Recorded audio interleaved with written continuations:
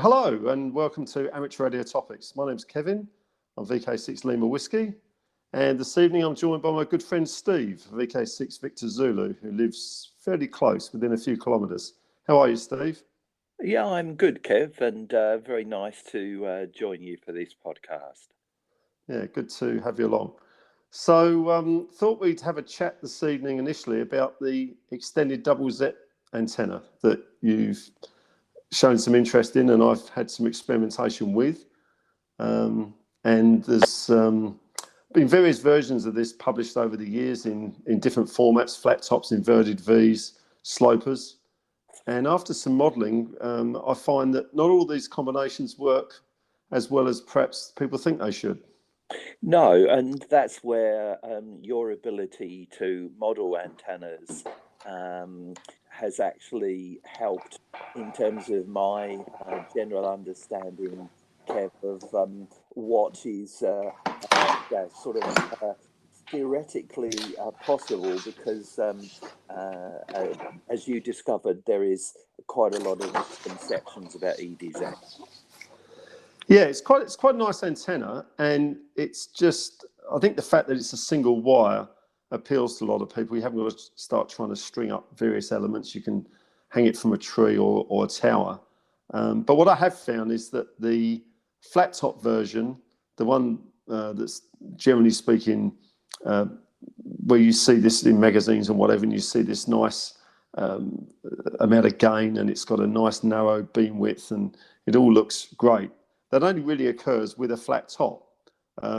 You can get something similar with a sloping version, but the worst case scenario is an inverted V, because the current points on the antenna that give you the gain are then too close together, and everything basically just cancels out, becomes a fairly high angle radiator, albeit omnidirectional. Not quite what you want. No, and I think it's I think one thing for those people who are not aware of the EDZ or extended double Z, I think to start with, Kev, is sort of if you actually explain, and so we're starting off, if you actually explain how what just let's I guess do a bit of a chat about the actual it as a wire antenna in terms of the wavelength. Well, it essentially it's a single wire that will give you some gain over a dipole or a vertical, and it does this by essentially having the two elements spaced at a certain distance, which means that the center point, the feed point, is not something you can just feed with coax. You've either got to feed it with open wire line and then have a matching device back in the shack, or you can feed it with the defined length of open wire line and then straight into 75 or 50 ohm coax, which gives you an impedance transformation at the middle. But the important aspect of it is the fact that it's essentially slightly better than two halfways in phase, because the elements are spaced further apart. That's the important thing. So typically an extended double Z for 20 meters is about, I think mine's about 90 foot long, something like that, 88 or 90 feet. I cut mine for the CW portion of the band. So it's quite a large antenna actually for most people to fit into their backyards. Right. It's two by basically two wires, 0.64 of a wavelength. That's right, 0.64 of wavelengths each side. That's correct. Yeah. So as opposed to two half waves in phase, which is each wire is 0.5 of a wavelength, and fed at the centre. It's very high impedance, obviously, but you can get around that with a quarter wavelength of open wire line, and then into coax and maybe a coaxial choke at that point, and then back to the shack. But the two halfways in phase do not give you as much gain as the extended double Z. The extended double Z, by virtue of having the extra lengths on each side, the 0.64 as opposed to 0.5, gives you a little bit more gain. There are some downsides though. The extra gain comes with some disadvantages. which we have discussed before in terms of the beam width. Yes, and I think that's the key thing. You and I have talked quite a lot over the years of there's no free lunch, generally speaking, but sometimes whilst you might not get a free lunch, you can certainly get a larger lunch. And I think that conception of if you have a half-wave dipole, you either add elements behind it or in front of it, or you make the the dipole longer and a half wave, and by having two elements that are, as you say, a half wave in phase, two half waves in phase. So that would be what, Kev, in terms of dB gain over a dipole? I think it gives you about 1.5 dB, something like that, two half waves in phase. It's not huge. Right. It gives you a little bit. It gives you a little bit more directivity, and it does work. It does work okay, providing you can get it up at least half a wavelength on the band of choice. It's not quite so sensitive in terms of whether or not it's a flat top or an inverted V. It works best as a flat top, but it will still work as an inverted V, the two half waves in phase. Right. So it's really extending, when you start extending those the two radiators that are in phase beyond a half wave, Kev, that things start getting complicated in terms of whether the thing works in a similar manner to if it was a flat top. Yeah, that's right. So it's to do with the reason you get the extra gain out of the EDZ is because the current points are moved further apart. So this helps with the gain, but it reduces the effective beam width down to something around about 40, 45 degrees. It's quite narrow compared with, say, a two-element beam, or even a three-element beam. It's probably got a slightly wider beam width. But it is quite a good low-angle radiator, and providing you can keep the top fairly flat, then it works okay. There were some compromises that I did model that worked quite well in Easy NEC, which was to fold down maybe around about 20 feet or 6 meters at each end, but still keep the top flat. And that didn't have a terrible effect on the radiation pattern, because it was maintaining the distance between the two elements in a flat plane. It's when you invert it and bend it in the middle that you've got the problem. Right. So what you're saying, Kev, is because if we consider the antenna, is let's say 0.64 of a wavelength, by dropping 6 meters at each end, we come to about 12 meters, where we've reduced the span. So it's about 40 foot then, so it's not not too bad. No, and so effectively that antenna is smaller than two half waves in phase, but you're going to get more gain by bending those ends down. So again, it's I guess what we've talked about is people not quite so being aware that yes, you can bend an aerial, drop ends of an aerial down, and as long as you keep the central span flat, then with an extended double ZEP you can maintain that gain. Have I got that right? Yeah, that's right. Yeah, you still keep that gain, and it's got a little bit more gain, probably better 1.5, maybe 2 dBs more gain than having the two half waves in phase. So so we're looking at roughly about sort of 2.7 to 3 dB gain over a dipole. Yeah, about 3 dBd is about it. In fact, I think I've seen, and I haven't really checked this out, but I think I've seen it published whereby it's for a single wire antenna, it's the most gain you can get from that arrangement without having parasitic elements on a given band. Yes. So with the extended double Z, and that's, you know, I mean, essentially it's what's made it quite popular with, you know, a range of people that only really have space for a single wire.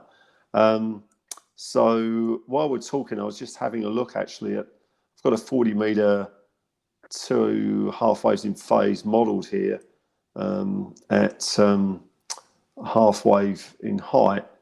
And it's quite interesting. The beam width is actually round about 60 degrees in either direction.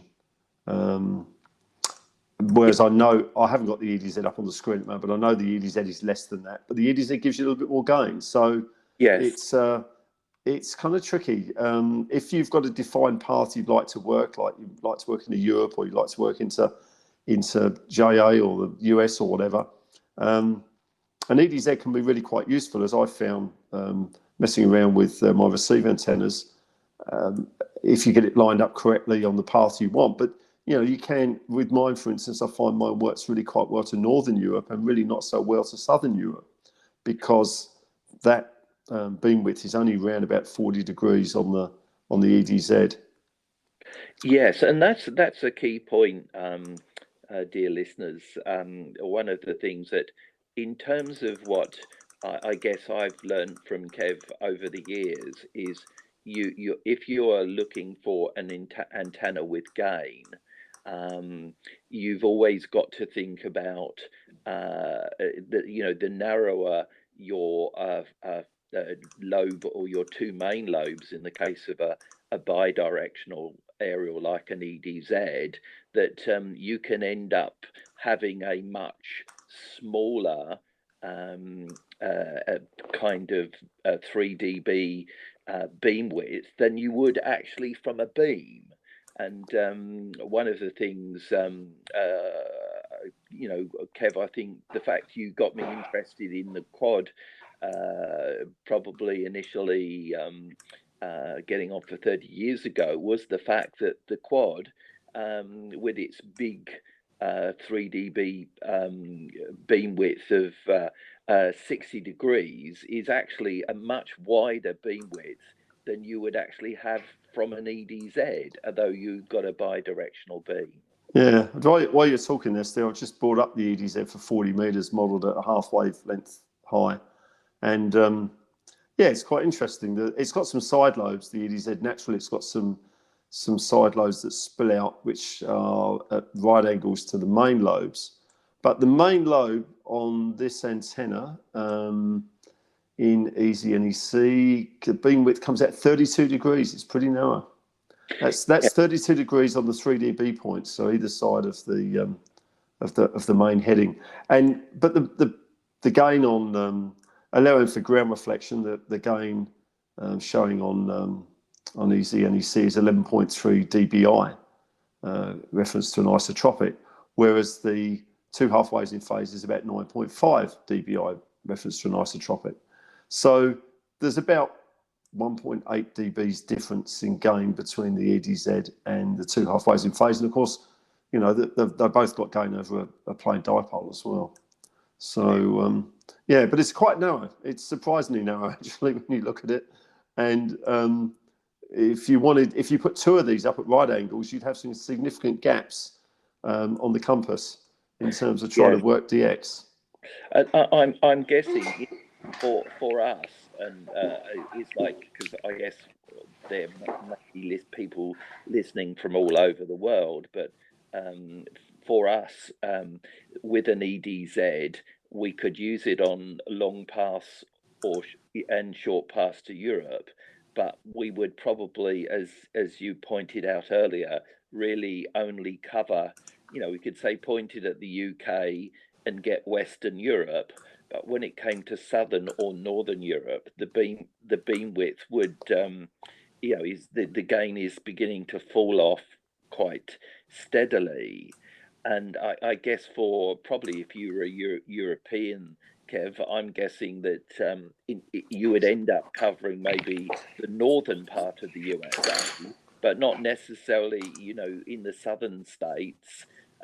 You might find that the beam width is, the gain is falling off quite steadily by then.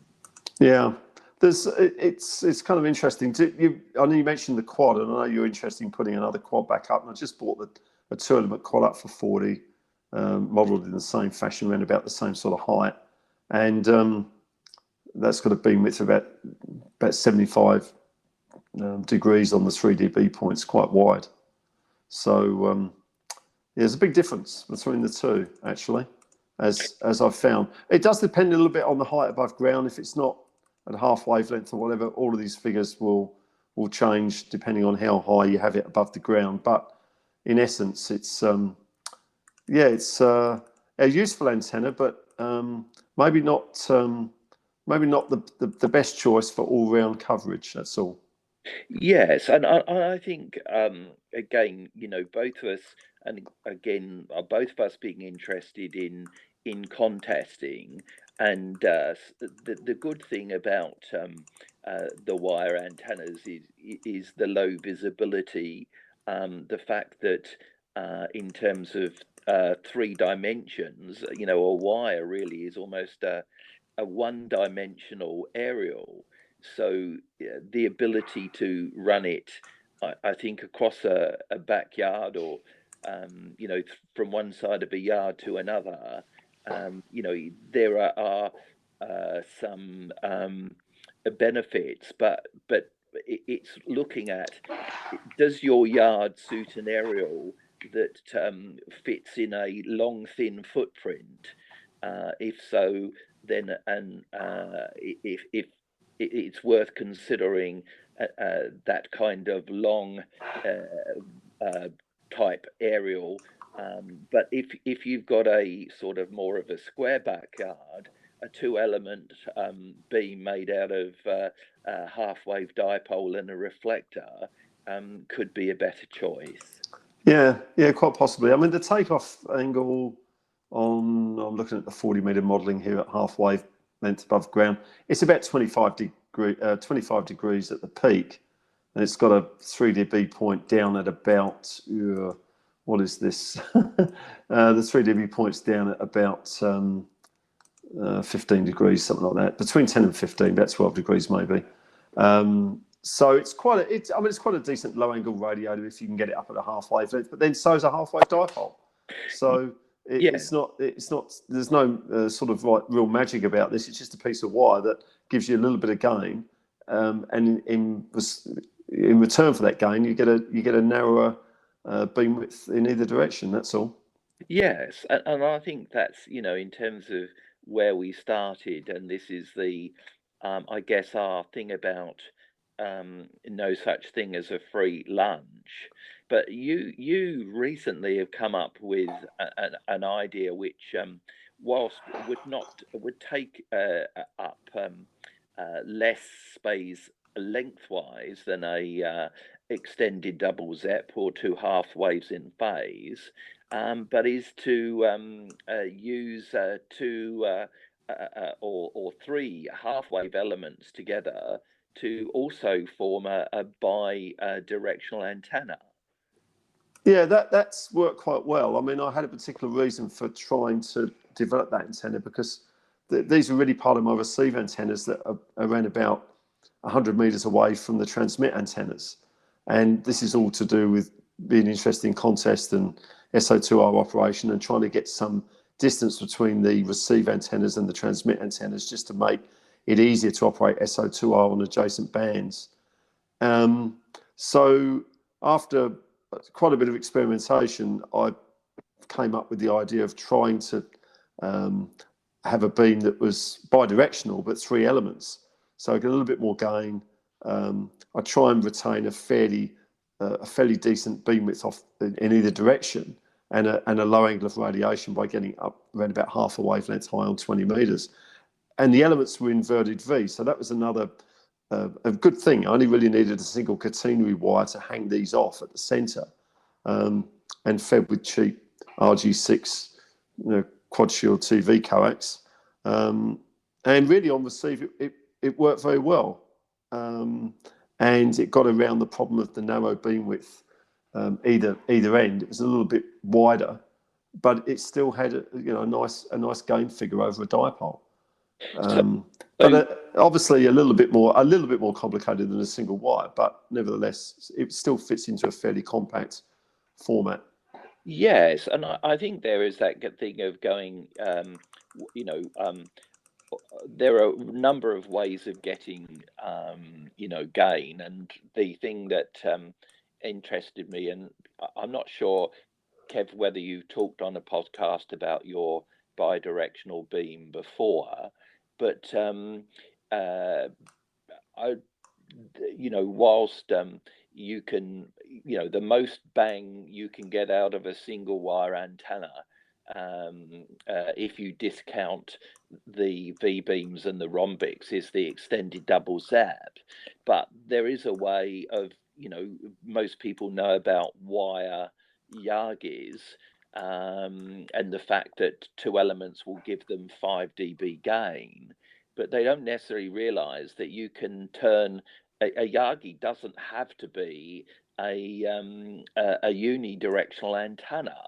That if you put a director on either side of a dipole, you can get a gain in both directions. And I think your utilization of this is is very original. Yeah, the other thing as well is if you model it, you start to see that by having the two parasitics either side of the driven element, you're getting a slightly lower angle of radiation in both directions as well. So that's actually quite important in the sense of, well, if you're looking to work DX, I suppose it's quite important. And I think when people think about gain over a half-wave dipole, what is not necessarily obvious is people see that you know, there's one element behind the other, but they don't necessarily realize, unless they you look hard at an article, is the fact that a parasitic element in the same plane as a driven element is going to drop your angle of radiation. So you're not dependent above height, above ground. I mean, the modelling doesn't always tell the whole story, because obviously none of us live in the perfect locations. But with some sensible estimates made about the ground conductivity and that sort of thing, these antennas, it does generally give you the idea of what's going to happen when you put this antenna up. So I'm just taking a look at the 3-element bidirectional now on the modelling, and the takeoff angle in either direction is 20 degrees at the maximum point. I've got a 3 dB point down at 10 degrees, so it's quite a nice low angle radiator. It's got virtually no high angle in the middle. The lobes are nicely defined there. Let me see. Let's have a look on the azimuth here. So they're quite a. It's about 55 degrees or something. Let's just have another look at this. Yeah, 56 degrees either side. So that's much better than the 35 degrees or 32 degrees or whatever the EDZ was in terms of bidirectional antenna. You've at least got a chance of working some stuff off the side of the beam. You know, maybe in a contest situation, or maybe just in a general, a general sort of DX situation. The dBi figure on this is down at about 10.3 or 10.4. So it's only really about a dB down on the EDZ in either direction, but you're getting a much fatter beam width, and it's a lower angle of radiation as well. So maybe there is a free lunch here, Steve. well, that's why I think you know, in terms of things, and we've tried to find various metaphors for these things, Kev. And it's like, well, if you haven't actually got a free lunch, maybe you got a free dessert. Yeah. The trick to the 3-element bidirectional is you've got to make sure the elements are quarter wave spaced apart. Then it works. I've tried messing around to make it smaller. In other words, bring the parasitics in closer to the driven element in the middle, and just can't get it to work. And the other nice thing about keeping the parasitics a quarter wavelength away from the driven element is it keeps the feed impedance relatively high. Whereas if you start squeezing the parasitics closer to the driven element, the feed impedance drops dramatically, and then that causes you a problem with the matching. So bear in mind, that this is fed fairly crudely with just some 75 ohm coax and a few turns of that coax to act as a bit of an OF choke at the feed point. So there's nothing particularly technically complicated about what I've done, but keeping those parasitics spaced nicely away from the driven element does help. Because Definitely. I think a lot of you and I have experimented for some time, probably well over a decade, Kev, with antennas, either loops or I think I've been experimenting for about 40 years, Steve. I'm well, that's still experimenting, so maybe I just haven't quite found the right antennas yet. no, but I think the thing that uh, perhaps a common conception, Kev, which sometime over the time we've known each other, I think you worked out first is if you actually space elements. I mean, we all were brought up with the spacing antennas, an eighth of a wave, 0.125 of a wavelength, and that's the classical Yagi is based. And the quad, basically the classic quad is similar, but the notion that if you push the elements wider apart, a dipole and a loop or a loop elements will still couple together quite well, but the impedance will rise, and that's something which you use very effectively in this antenna, so that it's very the bidirectional beam, so it's quite easy to match. But I think that sort of rule of thumb, most people would think, both you and I have used quad antennas with quarter wave spacing rather than eighth wave spacing, and just that's because it was convenient for us for various reasons, because of where trees were located. Yeah, well, the quad's a bit more forgiving because it's a much lower Q antenna, and you can get away with the closer spacing because natively the quad element has got an impedance at the center of about 120 ohms, something like that, and you put an element behind it at an eighth of a wavelength, and it starts to bring the feed impedance down a little bit closer to 50 ohms. So you can get away with a bit more on a quad in terms of a closer spaced element than you can maybe a Yagi. But it's sometimes it just depends on the space that you've got. We're fairly fortunate, Steve, that we have some space. So I've got the space for two towers, and that has opened up some opportunities for low band wire beams, fixed wire beams in certain directions that I can instantly switch, and that's all it's all quite interesting stuff.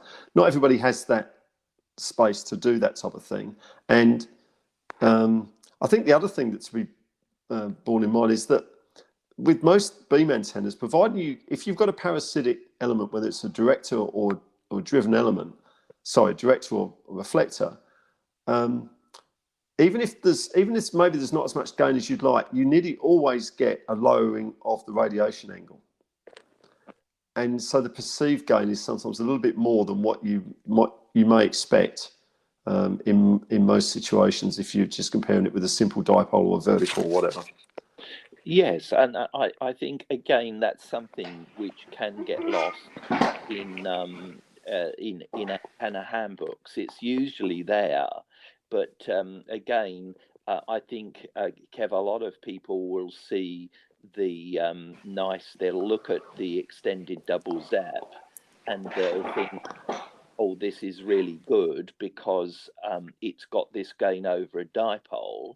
But having the two elements in the same plane means that whilst there is the gain comes at the expense of having a smaller beam width, but the fact that there is no lowering of the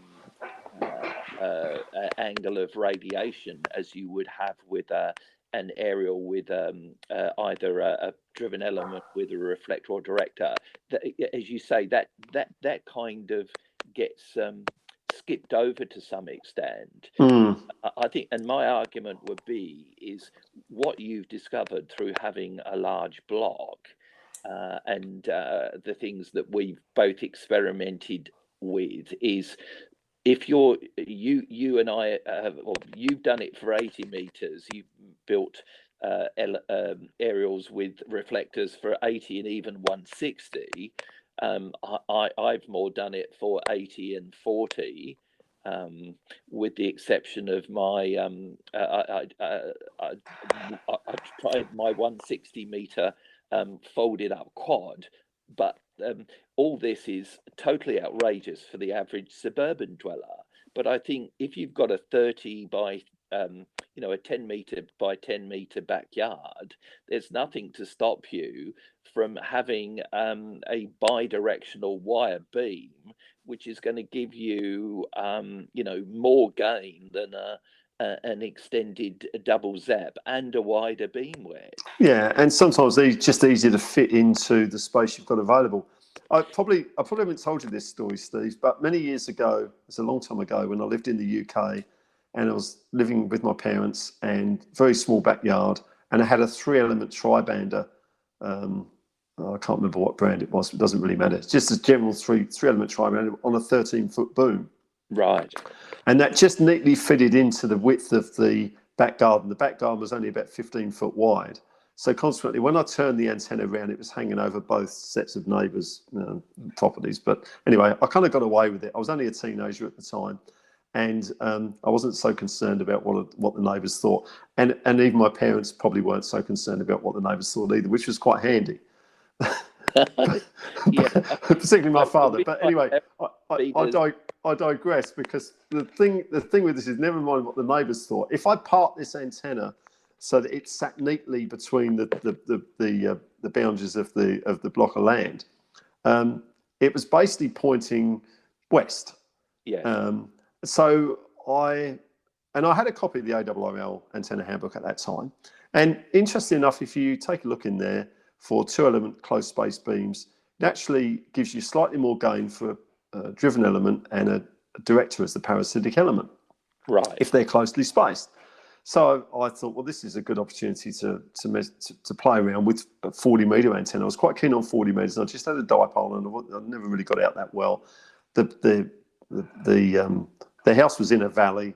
It was on chalky soil. It really didn't have much going for me. And the boom of the antenna was at about 35 feet, so it wasn't really even high enough. But I put an inverted V driven element up, and in front of it I put a parasitic element, which I just cut a bit short. I had no antenna analyzer. I had no way of modelling this. I just did it all, via the ARRL handbook, so to speak. Just cut it all to formula. Put this up, and the difference on 40 meters was actually quite remarkable. I was only running 100 watts at the time on CW, and all of a sudden, in the evening, in the UK, I was starting to work W's and out into the Midwest, and it was a completely different antenna to just having a half-wave dipole at 35 feet. And the difference in gain may have only been a few dBs. Let's say I managed to get a 3 dBs out of this arrangement or whatever. It may have been more. Who knows? It's a bit close to the ground. The elements were inverted V style, but I worked more DX with that than I worked with the dipole, just anecdotally. And it was, but it wasn't a great antenna. It wasn't really even high enough but it was definitely giving me some sort of gain in the direction I wanted it, which was to the US, which at the time was more attractive than maybe working in some other directions. So obviously it wasn't any good for JA. It was off the side, and the other direction was Europe, where on 40 meters in the evenings in the UK, it was pretty noisy in those days. So the antenna had two benefits. It was pointing towards the west, was stations I wanted to work, and in the other direction, it gave me a little bit of front to back ratio. And that was a really simple 2-element wire beam hung off a tribander in a UK suburban environment that I know when I used to go back to the UK to visit my parents, I looked at the backyard and I really thought, well, I'm not even quite sure how I managed to get any antennas into this backyard. So it can be done. You know, you just a bit of imagination. You can find a way to put up a wire beam, maybe based on a tri-bander for the lower bands, if you're prepared to, live with the fact that the antenna's only going to point in one direction.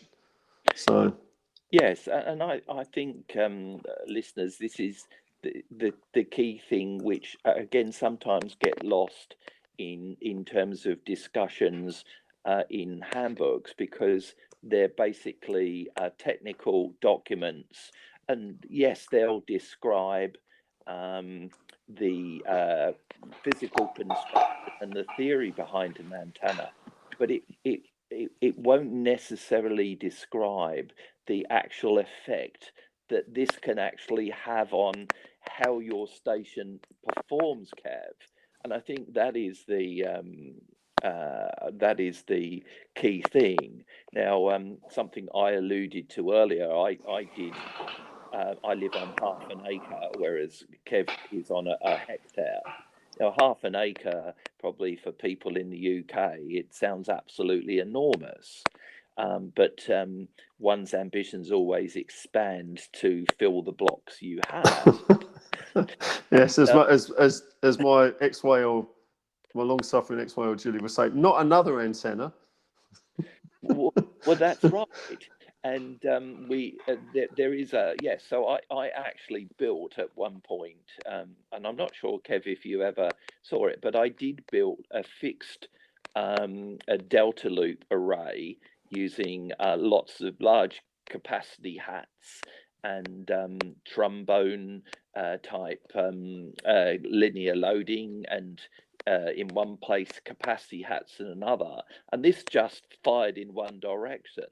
But to have an antenna that actually had a front to back ratio, the loops were really too close together, and I didn't experience much in the way of gain. But what it did do, I had some noisy houses to the south of me. The beam fired north, and it was just amazing to actually have some rejection off the back of the antenna. Yeah, it can all make a difference depending on what you're interested in at the time. Having some sort of directional antenna that gives some gain as well. It's really useful. Yeah, and I think the other thing is, as we've both discovered, that on HF, where everybody concentrates a lot of the time in, you want your aerial to fire either long path and or short path to a particular direction. But when it comes to low band aerials, to have something that fires in the direction of the grey line, which usually will, if you're north of the equator, will tend to lie to the south of you most of the time. And in our case, being at the bottom of the world, so it will lie to our north, and even managing to get an aerial that will fire in one direction at the grey line can have a huge effect on 80 and 40 and 160 even more. Yeah. Well, certainly the grey line terminator on 80 and 160, it's if you've got the antenna orientated towards that, they can help. But as we've discussed, we could do a whole podcast on the low bands, but as we've discussed on 160, the paths are not always entirely predictable. And I found that when I had that directional array for 80 and 160, it was quite interesting, but in the sense that anything that was what would be deemed maybe DX, working 5,000 or 7,000 kilometers, was kind of predictable with the parasitic array. You could hear the gain, the front to back. But then anything much over that, the paths were fairly random on 160, and it wasn't necessarily, the paths didn't necessarily correspond to the beam headings from VK6. And I'm talking about the long haul stuff into Europe or into the US. It just, yeah, and I know you've experienced this yourself, but the problem with 160 is it's not that easy to get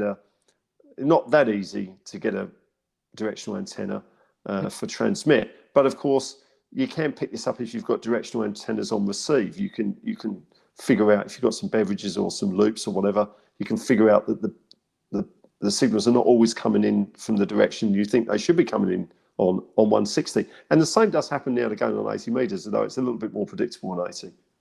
Yes, and I think again, actually having an antenna which is not is not an omnidirectional radiator, or you're not trying to achieve that.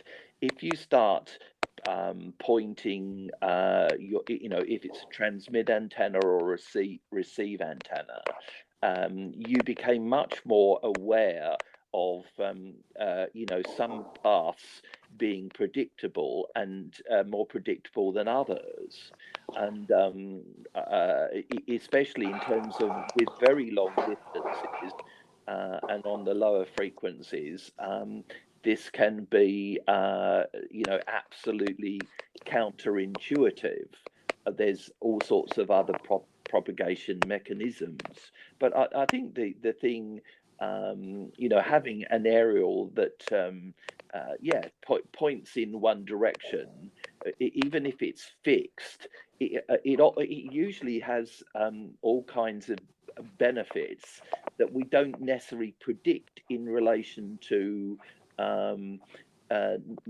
noise rejection and often indirect paths. Yeah, that's very true. Anyway, that's probably a subject for another podcast, Steve. Yeah. I think that's quite we've obviously had a fair bit of experience between the pair of us on the LF bands with all various antennas. So that would actually be a good subject for another podcast, I'm sure. Absolutely. Well, hopefully, I think in terms of joining you sometimes for these programs and us having a conversation, that we give people an idea about experimenting with antennas, which is based more on, I guess, experience and a feel for what happens, and maybe encourages people to try something out rather than just stick to their simple half-wave dipole. Well, that's where I think that's where the modelling is quite good. You can get an idea from the modelling about what's going to happen, but there's nothing. It doesn't substitute getting on the bands, testing it out, and seeing what the results are. That's the interesting part about it, to see if the theory and the modelling is borne out by the practical real life experience. Absolutely, and it must have been so exciting, Kev, when you put that director in front of that 40-meter dipole, and all of a sudden, in this totally impractical space, you created an aerial with gain. And I think that's what I hope when I write articles, or when you and I talk with other people, talk to an audience, is that it encourages them to actually try and their space may be far less hopeless than an antenna handbook has led them to believe. Yeah, that's right. Sometimes you just got to improvise a little bit, I think. Yeah. So we'll probably draw it to a close there, Steve. So far, you've set a record, actually. None of my podcasts have ever gone this long. I normally draw the line at around about 35 minutes, and I think we're up to probably 3/4 of an hour at the moment. Right. Well, which is quite good. And if anybody's got any questions, they can email me direct at vk6lw.kev@gmail.com, and you can certainly both Steve and I are on qrz.com anyway. You can be contacted by email via that medium. And there will be some other podcasts. Steve and I will get together and have a chat about some other things that are of mutual interest to us. As you can see, it's probably a little bit antenna orientated, but that's been the theme of most of my podcasts up until now. with a little bit of chat about the radios we use and some of the other peripheral equipment. So there's plenty of scope there, actually, Steve, for us to get together again and explore some other areas. Yes, well, I hope we've managed to give our readers as though they were in the bar of their local pub, listening to two old farts, something in the style. Let's not talk about the stories from the pub, Steve. This might be a bit too tricky. Yes, but hopefully, and please, listeners, feel free to open a beverage of your choice whilst listening to us. It may help. Okay, so 73s for now. Thanks for listening, and look forward to bringing you our next podcast.